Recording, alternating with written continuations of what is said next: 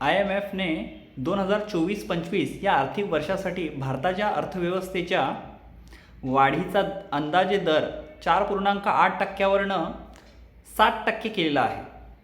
ही वाढ मुख्यतः ग्रामीण भागातील खाजगी उपभोगात अपेक्षित सुधारामुळे आहे. IMFने ही घोषणा मंगळवारी प्रसिद्ध केलेल्या त्याच्या ताज्या जागतिक आर्थिक आउटलुक अहवालात केलेली आहे.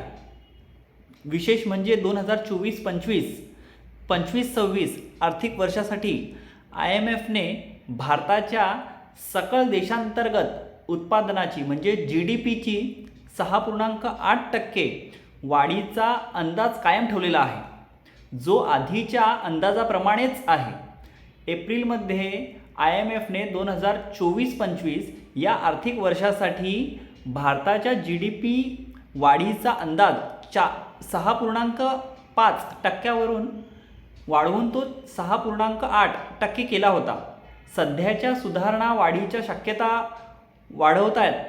याच्यामुळे भारतीय अर्थव्यवस्थेची स्थिरता आपल्याला लक्षात येते.